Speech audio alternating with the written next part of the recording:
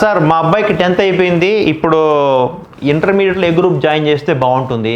Sir మా అమ్మాయికి ఇంటర్లో ఎంపీసీ గ్రూప్ అయిపోయింది, బీటెక్ ఇంట్రెస్ట్ లేదు, సీఏ పోదామంటే సీఏ టఫ్ కోర్సు, నెక్స్ట్ ఏం చేస్తే బాగుంటుంది?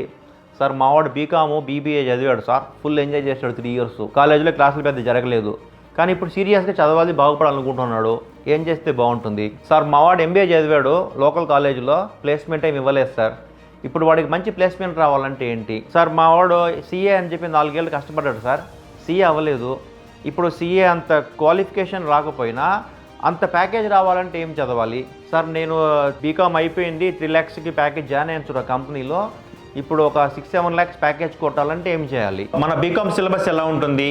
3rd yearలోనే పీజీడీఎం సిలబస్ చెప్పేసి పీజీడీఎం చేయనీయకుండా అవసరమే లేకుండా బీకామ్తోనే మంచి ప్లేస్మెంట్స్ ఎలా ఇప్పిస్తాం? మన PGDM first year syllabus complete చేసి 2nd year ప్లేస్మెంట్స్ ఎలా చేస్తాము? హెచ్ఆర్లో మనకున్న కనెక్ట్స్ ఏంటి, కాన్ఫిడెన్స్ ఏంటి, మన సిలబస్ ఏంటి, ఫ్యాకల్టీస్ క్వాలిటీ ఏంటి, ఇవన్నీ తెలుసుకోవాలనుకున్నారా? Meet me in the following cities: Vijayawada, Vizag, Guntur, Warangal and Kurnool.